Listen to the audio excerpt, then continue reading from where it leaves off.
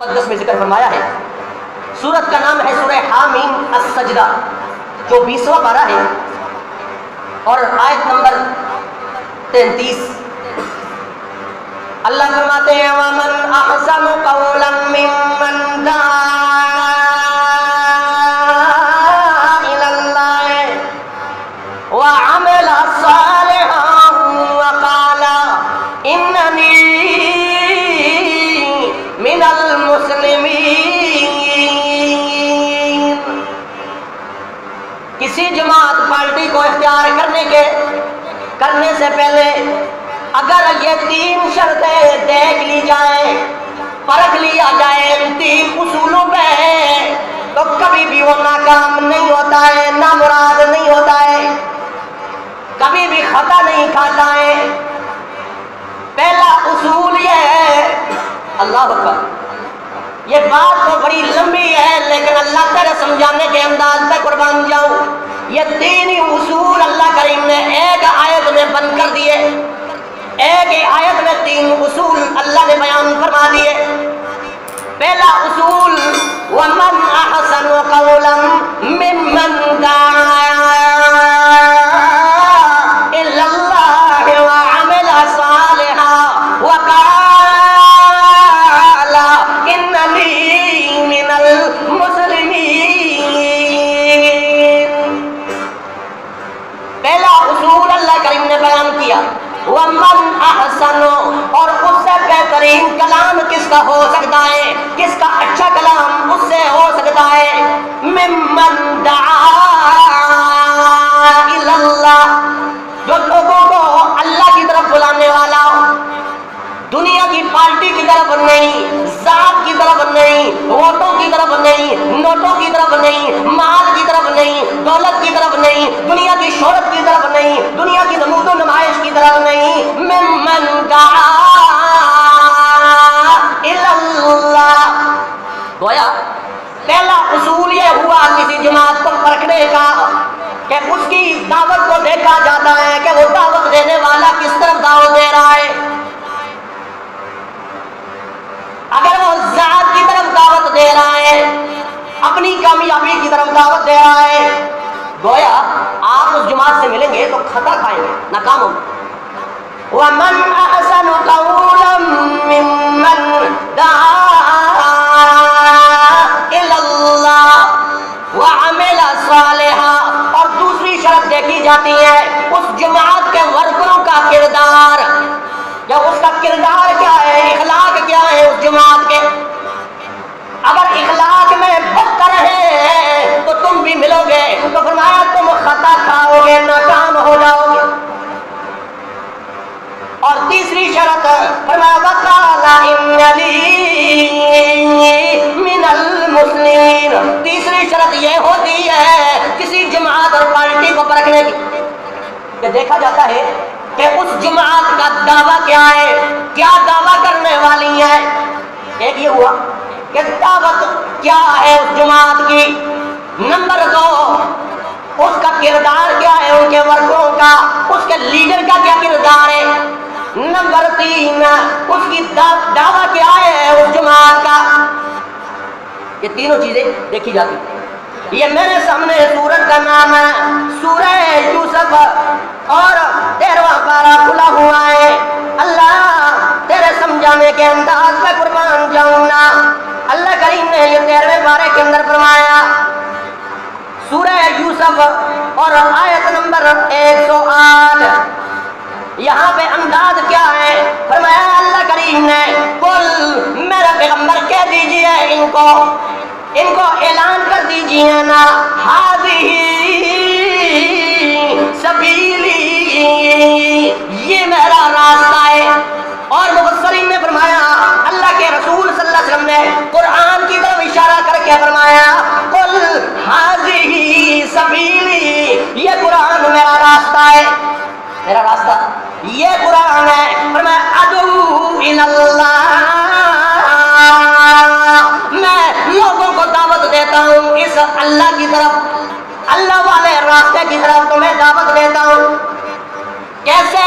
علی بصیرۃ انا ومن اتبعنی، بڑے بصیرت کے ساتھ، بڑی سمجھ کے ساتھ، بڑی حکمت کے ساتھ، سمجھداری کے ساتھ، میں بھی ومن اتبعنی، اور جو میری تابعداری کرنے والے ہیں ان کا بھی انداز یہی ہے، ان کی بھی دعوت دینے کا انداز یہی ہے کہ اللہ کی طرف بلانے والے ہوتے ہیں، دنیا کی طرف نہیں، دنیا کی نمود و نمائش کی طرف نہیں، دنیا کے ووٹ اور نوٹ کی طرف نہیں، دنیا کے عہدے اور منصب کی طرف دعوت نہیں، بلکہ ادعو الی اللہ،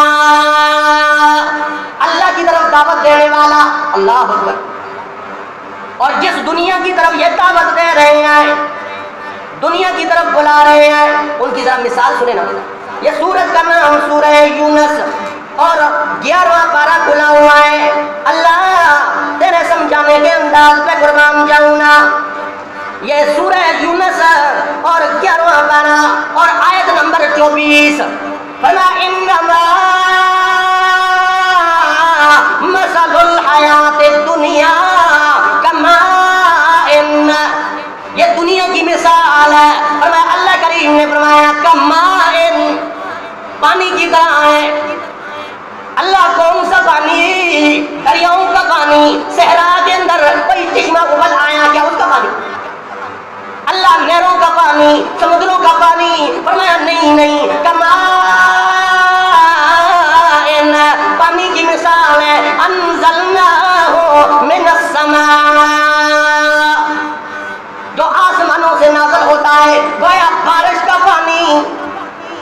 دنیا کی مثال اللہ نے ذکر کی ہے پانی کے ساتھ، اور بارش کا پانی، فرمایا فاختلط بہ نبات الارض مما یأکل الناس والانعام،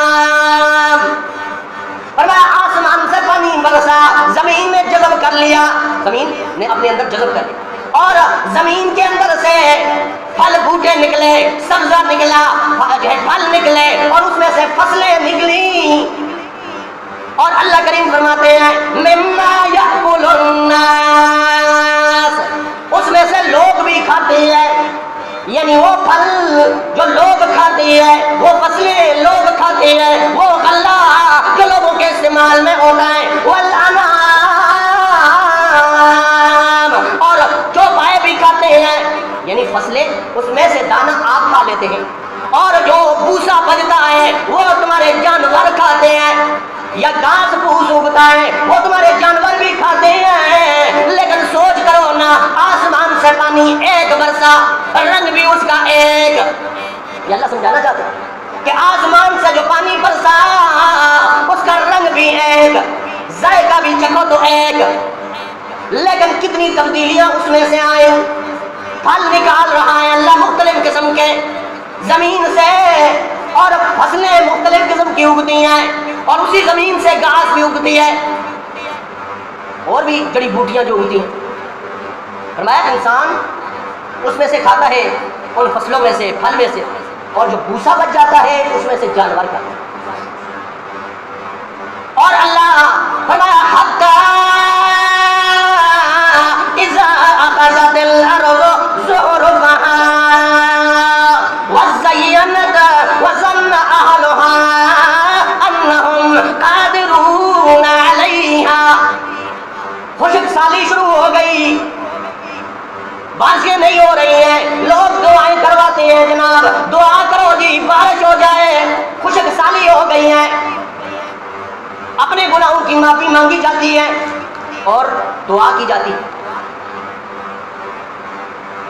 جب اللہ کریم فرماتے ہیں ہم آسمان سے بارش برساتے ہیں، وہ بارش بیکار نہیں ہوتی ہے، اور فرمایا حتی اذا اخذت الارض زخرفها،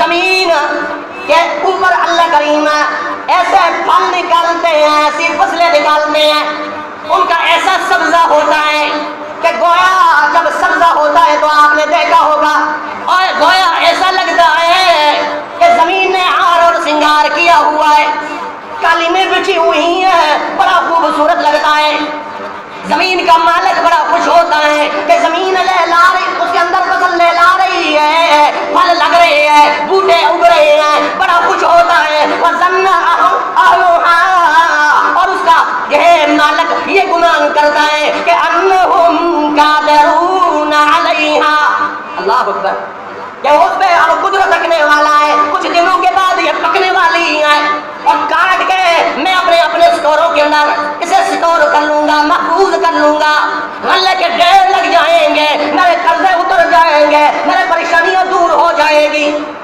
یہ گمان کرتا ہے مالک۔ اللہ فرماتے ہیں امرنا لیلا او نہارا، ہمارا حکم آ جاتا ہے، عذاب والا فیصلہ آ جاتا ہے۔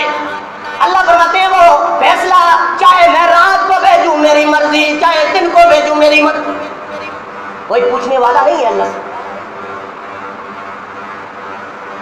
جب اللہ کا عذاب آ گیا، اللہ کا فیصلہ آ گیا، فرمایا اللہ نے فرمایا وَجَعَلْنَاهَا حَصِيدًا، اللہ اسے ایسے ٹکڑے ٹکڑے کر دیتے ہیں، اس فصل کو، ان پھلوں کو، زمین کے اندر جتنے فصل اگے ٹکڑے ٹکڑے کر دیتے ہیں۔ اللہ کیسے ہے؟ فرمایا کَأَن لَّمْ تَغْنَ بِالْأَمْسِ، گویا کل وہاں کچھ نہیں تھا، وہاں تھا ہی کچھ نہیں۔ یہ مثال اللہ کریم نے ذکر فرمائی ہے، کائنات کی مثال ذکر فرمائی ہے کہ کائنات کے اندر انسان کی زندگی، یہ مثال ہے کہ دنیا کے اندر اللہ کریم کسی کو عمر عطا فرماتے ہیں، اور بعد میں کہا دیکھے آسمان سے پانی برسا، گویا انسانی جسم کے اندر جو روح ہے وہ بھی آسمان سے آئی، پانی بھی آسمان سے آیا اور زمین کے اندر جذب ہوا، فرمایا انسانی روح بھی آسمان سے آئی اور جسم کے اندر منتقل ہو گئی، اور جب روح آ گئی جسم کے اندر، بچہ پیدا ہو گیا، زندگی مل گئی، اب آہستہ آہستہ بڑا ہوتا چلا جاتا ہے، اب جوان ہوا، ان کے اہل والے دیکھتے ہیں یہ جوان ہے، بچہ بڑا ہو گیا ہے، جوان ہو گیا، کتنی خوبصورت جوانی ہے اس پہ، گھر والے بھی ناز کر رہے ہوتے ہیں، فخر کر رہے ہوتے ہیں میرا بیٹا بڑا جوان ہو گیا، وہ خود بھی فخر کر رہا ہوتا ہے، غرور تکبر، شیشے کے سامنے گھنٹوں کھڑا ہوتا ہے، دل نہیں بھرتا، کبھی بال سنوار رہا ہے، کپڑے اعلیٰ قسم کے لگا رہا ہے، یہ زیب و زینت ہے۔ اور اللہ فرماتے ہیں جب وہ جوانی کو پہنچتا ہے، بڑا ہوتا ہے، اور اہل والوں کو امید ہے، گھر والوں کو امید ہوتی ہے یہ بچہ بڑا ہوگا، ہمارے لیے سکون کا ذریعہ بنے گا، ہمارے لیے اطمینان کا ذریعہ بنے گا، ہمارے خاندان کی عزت کا باعث بنے گا، رشتہ دار کے ہمارے کام آئے گا۔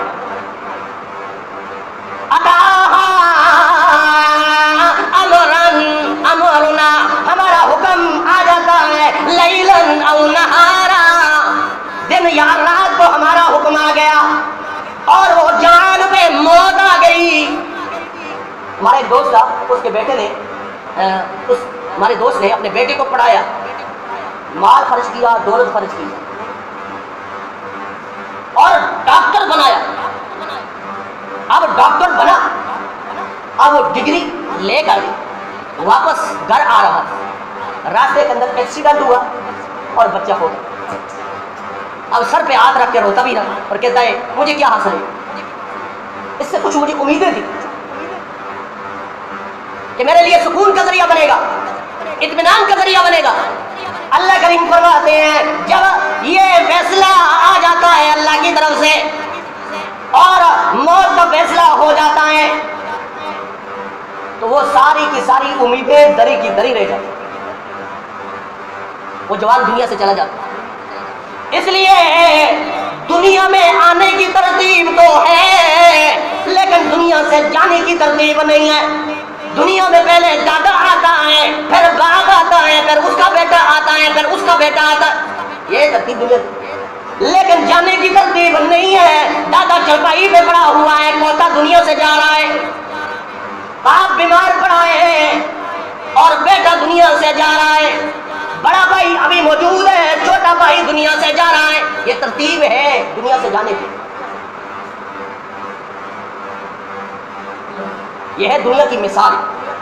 اللہ کریم فرماتے ہیں كَذَلِكَ